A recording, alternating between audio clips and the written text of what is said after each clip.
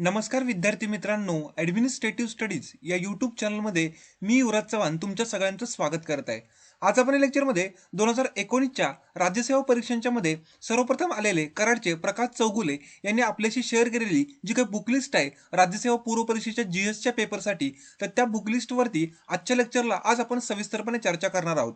बघा, या बुकलिस्टमध्ये पहिला जो काही राज्यसेवा पूर्व परीक्षा जीएस मधला एक महत्त्वाचा घटक आहे अभ्यासाला, तो म्हणजे इतिहास. तर हिस्ट्री याच्यामध्ये सांगितलंय की प्राचीन इतिहासाचा अभ्यास करत असताना प्राचीन इतिहासावर पूर्व परीक्षेमध्ये जास्त प्रश्न विचारले जातात. म्हणजे बघा, इतिहास हा प्रामुख्याने 3 पार्टमध्ये डिवाइड केला जातो राज्यसेवा पूर्व परीक्षेसाठी: प्राचीन इतिहास, मध्ययुगीन इतिहास आणि आधुनिक भारताचा इतिहास. तर बघा, भारताचा प्राचीन, मध्ययुगीन असेल आणि आधुनिक असेल, तर या 3 टप्प्यावरती फोकस केलं जातं. याच्यामध्ये प्राचीन इतिहासावरती सुद्धा खूप सारे प्रश्न विचारतात, त्याच्यानंतर की मध्ययुगीन इतिहासावरती काही प्रश्न असतात आणि आधुनिक इतिहासावरती सुद्धा काही प्रश्न असतात. त्यांनी सांगितले की पूर्व परीक्षेमध्ये जो प्राचीन इतिहास आहे याच्यावरती खूप जरा जास्त फोकस केलं जातं. त्याच्याबरोबर इतिहासाचा अभ्यास करत असताना कमीत कमी पुस्तक वाचून ती जास्तीत जास्त वेळ आपल्याला रिवाइज केली पाहिजेत. बऱ्याचशा विद्यार्थ्यांचं काय होतं की पुस्तकं खूप सारी वाचतात, मात्र तिचे रिव्हिजन होत नाही. त्यामुळे लक्षात ठेवा, रिव्हिजन खूप महत्त्वाचे आहे आणि रिव्हिजन जर केली तरच तुम्हाला इतिहास या विषयामध्ये खूप चांगले मार्क्स मिळू शकतात. तर त्यांनी इतिहासाचा अभ्यास करत असताना सांगितलंय की बघा, प्राचीन इतिहासासाठी आपलं महाराष्ट्र स्टेट बोर्डाचं 6वीचं स्टेट बोर्डाचं जे काही पुस्तक आहे प्राचीन, ते तुम्हाला कामाला येऊ शकतं, जे मराठी माध्यमातून अभ्यास करणार आहेत ते.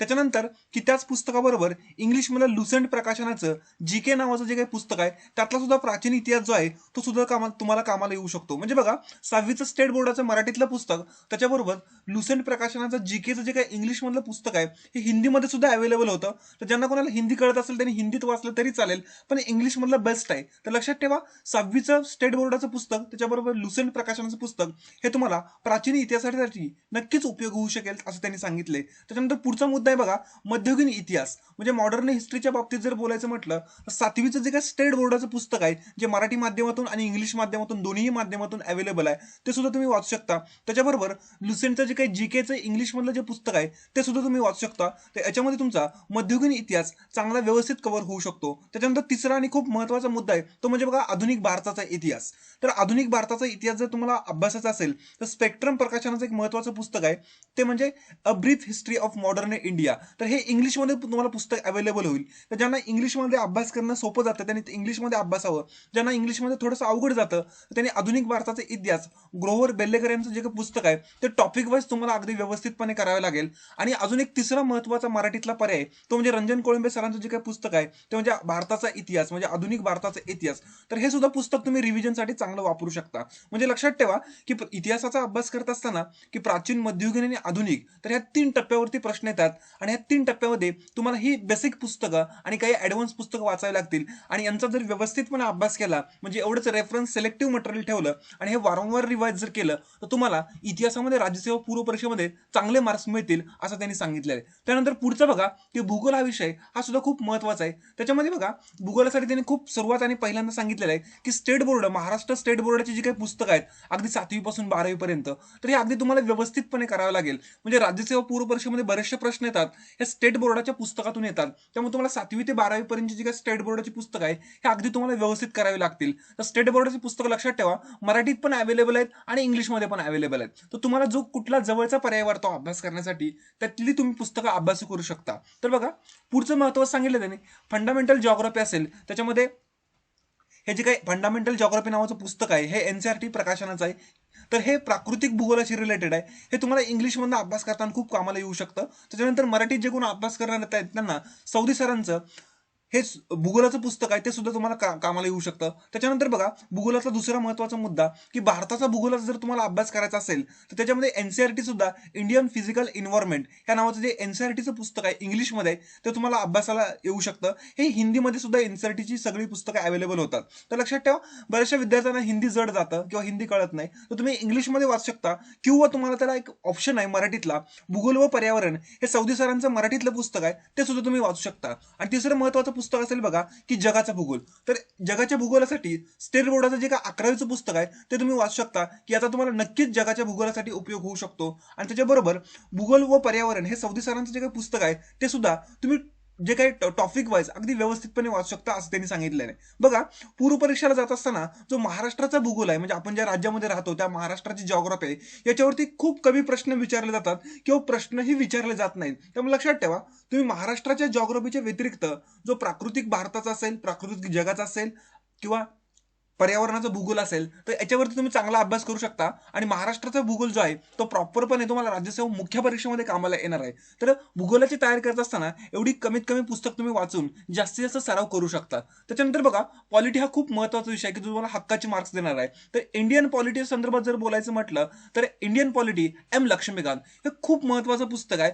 पूर्वी हे पुस्तक हिंदी आणि इंग्लिशमध्ये अवेलेबल होतं. आता सुदैवाने ते मराठीत सुद्धा के सागर प्रकाशनाने प्रकाशित केलेलं आहे. तर तुम्ही एम लक्ष्मीकांत सरांचं पुस्तक इंग्लिशमध्ये किंवा मराठीमध्ये तुम्हाला जी कुठली सोपी भाषा वाटेल त्या सोप्या भाषेतून तुम्ही वाचू शकता. तर याच्यावरती तुम्हाला अगदी व्यवस्थितपणे काम करावं लागेल. त्याच्याबरोबर पंचायत राज जो काही मुद्दा आहे महत्वाचा, तर पूर्व परीक्षेसाठी लक्ष्मीकांत या सरांचं पुस्तकातला जो पंचायत राज मुद्दा आहे तो टॉपिकवर जरा अधिक भर द्यावा. याच्यावरती 2 ते 3 प्रश्न हक्काचे असतात. त्यामुळे लक्षात ठेवा, एम लक्ष्मीकांत मराठीतलं किंवा इंग्लिशमधलं आणि त्याच्याबरोबर की पंचायत राज नावाचा जो काही मुद्दा आहे तो लक्ष्मीकांत मधला जरा फोकस करा. त्याच्यानंतर राज्यसेवा मुख्य परीक्षा आहे, त्याच्यामध्ये पंचायत राज डिटेल्समध्ये बघायचं आहे. तर आपण त्यांनी जी काही राज्यसेवा मुख्यची लिस्ट दिलेली आहे ती डिटेल्स करताना आपण चर्चा करू. तर इथं लक्षात ठेवा, पूर्व परीक्षेसाठी तुम्हाला हे 2 मुद्द्यांच्यावरती काम करावं लागेल. त्यानंतर पुढचा महत्वाचा मुद्दा असेल किंवा विषय असेल तो म्हणजे इकॉनॉमिक्स.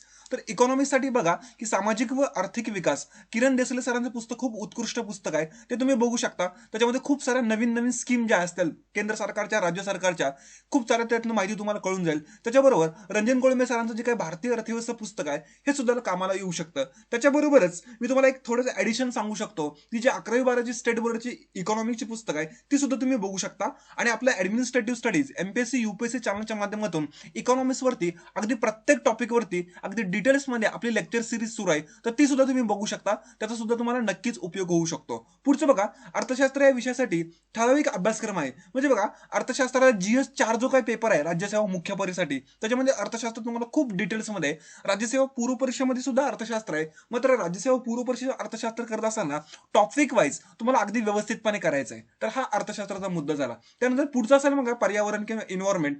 त्याच्यासाठी बघा, शंकर IAS हे एक दिल्लीतलं अकॅडमी आहे. तर यांचं पर्यावरणाचे जे काही नोट्स आहेत इंग्लिशमध्ये अवेलेबल होतील त्या तुम्ही वाचू शकता. ज्यांचं इंग्लिश मिडियम चांगलं आहे त्यांनी, ज्यांचं नाही इंग्लिश मिडियम चांगलं त्यांनी तुषार घोरपडे सरांचं जे काही पुस्तक आहे मराठीतून ते सुद्धा पर्यावरणाचं वाचू शकता. त्याच्याबरोबर 11वी-12वी का स्टेट बोर्डाच्या पुस्तकामध्ये पर्यावरणाचा जो काही मुद्दा आहे तो सुद्धा तुम्ही कव्हर करू शकता, की ज्याच्या माध्यमातून तुमचा पर्यावरण हा विषय खूप चांगला होईल आणि राज्यसेवा पूर्व परीक्षेमध्ये तुम्हाला GS मध्ये चांगले मार्क मिळू शकतील. त्याच्यानंतर पुढचा खूप महत्वाचा मुद्दा आहे बघा, की ज्याच्यामध्ये राज्यसेवा पूर्व परीक्षेमध्ये जवळपास 100 जे काही प्रश्न असतात त्याच्यामध्ये ऑन इन ऍव्हरेज जर विचारायचं बोललं तर 20 प्रश्न हे विज्ञानाशी रिलेटेड येत असतात आणि 20 प्रश्न म्हणजे 20% जवळपास. तर इथे एवढे लक्षात ठेवा की विज्ञानाचा अभ्यास करत असताना तुम्हाला व्यवस्थितपणे अभ्यास करावा लागेल की जो विज्ञान हा GS मध्ये तुम्हाला जास्तीत जास्त मार्क देऊ शकेल. तर बघा, पूर्व परीक्षेसाठी सर्वाधिक भर हा विज्ञानावर दिला जातो. तर हा बघा खूप महत्वाचा मुद्दा आहे. तर यासाठी बघा की स्टेट बोर्ड जे आपलं महाराष्ट्राचं स्टेट बोर्ड, त्यांची 8वी ते 10वी यांची जी काही पुस्तकं आहेत स्टेट बोर्डाची ती तुम्हाला अगदी व्यवस्थित करावी लागेल. ज्यांचं इंग्लिश मिडियम आहे ते इंग्लिशमध्ये करू शकतील, ज्यांचं मराठी माध्यम आहे ते मराठीत करू शकतील. तर या पुस्तकांचा खूप सारा उपयोग हा विज्ञानाच्या प्रश्नांच्या मध्ये होऊ शकतो. तर लक्षात ठेवा, ही स्टेट बोर्ड हा विज्ञानाचा अगदी बेसिकसाठी तुम्हाला खूप कामाला येऊ शकतील. त्याच्यानंतर बघा, ही सामान्य विज्ञान हे काय पुस्तक आहे म्हणजे सचिन भस्के सरांचं, तर ते मराठीमध्ये पण आहे इंग्लिशमध्ये, तर तुम्ही हे घेऊ शकता किंवा अनिल कोलते सरांचं जे काही सामान्य विज्ञानाचं पुस्तक आहे ते सुद्धा वापरू शकता. तर लक्षात ठेवा, यापैकी तुम्हाला जे कुठलं सुटेबल वाटेल ते तुम्ही वाचू शकता. मात्र लक्षात ठेवा, 8वी ते 10वीची जे काही क्रमिकची पुस्तकं आहेत व्हेरी व्हेरी इम्पॉर्टंट, कारण खूप सारे प्रश्न त्यातून येत असतात. तर बघा, विज्ञानासाठी त्यांनी हाय रेफरन्स मटेरियल सांगितलं आहे. त्यानंतर पुढचा आणि खूप महत्वाचा मुद्दा असेल की तो म्हणजे चालू घडामोडी. चालू घडामोडी सुद्धा अलीकडे MPSC कमिशन जास्त फोकस करत आहे. तर बऱ्याच वेळेला काय होतं, चालू घडामोडीचा अभ्यास करत असताना विद्यार्थी मराठीतली किंवा इंग्लिशमधले बरेच सारी वर्तमानपत्र घेतात आणि ती कंटिन्युअसली दिवसभर वाचत बसतात. तर असं न करता, तर बघा, एक सिलेक्टिव्ह वर्तमानपत्र जी आहेत तीच तुम्हाला वाचावी लागतील आणि त्याच्यानंतर जे काही करंट अफेअरचे जे काही मॅगझिन्स येतील ते तुम्हाला व्यवस्थितपणे करावे लागतील. तर लक्षात ठेवा, चालू घडामोडीसाठी कमीत कमी वाचून जास्तीत जास्त रिव्हिजन करा. म्हणजे बघा, कमीत कमी तुम्हाला रेफरन्स मटेरियल वाचायचं आहे स्टँडर्ड प्रकारचं जे आहे आणि ते मॅक्झिमम तुम्हाला रिवाइज केलं पाहिजे की त्याचा उपयोग तुम्हाला नक्कीच परीक्षेमध्ये होऊ शकतो. तर याच्यामध्ये बघा, रोजचं जे काही वर्तमानपत्र असतं त्या वर्तमानपत्रामध्ये मराठीतले 2 महत्वाचे वर्तमानपत्र आहेत, ते म्हणजे लोकसत्ता असेल किंवा टाइम्स, महाराष्ट्र टाइम्स असेल. तर मी तुम्हाला तुम्हाला सांगतो की लोकसत्ता जर अगदी व्यवस्थितपणे वाचलं तरी चालेल, पण ज्या ठिकाणी अवेलेबल होत नाही लोकसत्ता त्यांनी महाराष्ट्र टाइम वाटला तरी सुद्धा वाचू शकतो. तर बघा, बरेचसे विद्यार्थी काय करतात की वर्तमानपत्र हातामध्ये पडलं की ते पहिल्या पानापासून शेवटच्या पानापर्यंत वाचतात. तर तसं न करता आपल्या प्रशासकीय दृष्ट्या किंवा एमपीएससीच्या दृष्टीनं आपल्याला ज्या काही महत्त्वाच्या न्यूज आहेत की ज्याच्यावरती प्रश्न येतात, जुन्या आपण प्रश्नपत्रिका बघितल्यानंतर कळून जातं की त्या न्यूज तुम्हाला वाचल्या पाहिजे. आणि लक्षात ठेवा, सुरुवातीला थोडासा वेळ जास्त लागू शकतो वर्तमानपत्र वाचण्यासाठी, मात्र 20 ते 25 मिनिटांमध्ये तुम्हाला अगदी सिलेक्टिव्ह पार्ट जो आहे, जो संपादकीय पानावरती असेल, तो तुम्हाला अगदी व्यवस्थितपणे कव्हर करावा लागेल की हा महत्त्वाचा मुद्दा असेल, चालू घडामोडी असेल. त्यानंतर बघा, करंट अफेअर्सची मॅगझिन्स येतात प्रत्येक महिन्याला, त्याच्यामध्ये पृथ्वी परिक्रमा असेल, युनिक बुलेटिन असेल किंवा नांदिक एक्सप्रेस असेल. तर ही महत्वाची महाराष्ट्रातली की चालू घडामोडीसाठी मॅगझिन्स आहेत. त्यामधलं परिक्रमा वाचा, युनिक बुलेटिन वाचा किंवा नांदिक एक्सप्रेस वाचा. तर मी तुम्हाला सजेस्ट करेन परिक्रमा वाचलं तर तुम्हाला बरेचसे मुद्दे याच्यामध्ये कव्हर होऊ शकतात. तर तुम्हाला या तिन्हीपैकी कुठलं सुटेबल वाटेल त्यातलं तुम्ही एक अगदी व्यवस्थितपणे आणि कंटिन्यू वाचू शकता. त्याच्यानंतर बघा, अभिनव प्रकाशनाचं इयर बुक जे आहे ते वर्षाच्या सर्व महत्त्वाच्या घडामोडी येतात, ते सुद्धा तुम्ही रिव्हिजनसाठी किंवा तुम्हाला एक ह्या व्यवस्थित परिक्रमा किंवा युनिक बुलेटिन किंवा नांदी एक्सप्रेस मधला जो डेटा वाचलेला आहे तो याच्यामध्ये खूप रिवाइज होऊ शकतो किंवा रिव्हिजनसाठी तुम्हाला कामाला येऊ शकतं. तर बघा, आजच्या लेक्चरमध्ये आपण बघितलं की राज्यसेवा पूर्व परीक्षा करत असताना जीएस साठी कोणती महत्वाची पुस्तकं वाचली पाहिजेत की ज्यांनी राज्यामध्ये प्रथम आलेले प्रसाद चौगुले यांनी सांगितलेली आपण लिस्ट तुमच्याशी शेअर केली. तर पुढच्या लेक्चरमध्ये आपण सीसॅट नावाचा जो काही पेपर आहे त्याच्यामध्ये आपली स्ट्रॅटेजी काय असावी, त्यासाठी कोणती बुक लिस्ट वाचावी लागेल, तर याच्या संदर्भात पुढच्या लेक्चरमध्ये बघू. तर आजच्या लेक्चरमध्ये एवढंच बघू. हा जो व्हिडिओ सुरुवातीला बघत आहेत त्यांनी ऍडमिनिस्ट्रेटिव्ह स्टडीज एमपीएससी यूपीएससी या चॅनलला सबस्क्राईब करून प्लेलिस्टमध्ये अर्थशास्त्र असेल किंवा इंडियन पॉलिटी असेल याच्याशी रिलेटेड जी काही वेगवेगळे लेक्चर्स आहेत ती सुद्धा तुम्ही बघू शकता. याचा उपयोग तुम्हाला राज्यसेवा असेल किंवा कंबाईन असेल किंवा इतर वेगवेगळ्या स्पर्धा परीक्षांच्या मध्ये नक्कीच होऊ शकतो. तर आजच्या लेक्चरमध्ये एवढंच. लेक्चर आवडलं तर लाईक करा, नाही आवडलं तर डिसलाईक करा. मात्र कमेंट बॉक्समध्ये की काय डिसलाईक केलं आणि तुमच्यापर्यंत जे काही तुमच्यासारखे जे काही होतकरू विद्यार्थी आहेत त्यांच्यापर्यंत सुद्धा हे लेक्चर पोहोचवा. तर आजच्या लेक्चरमध्ये एवढंच आणि आज इथं थांबतो. धन्यवाद.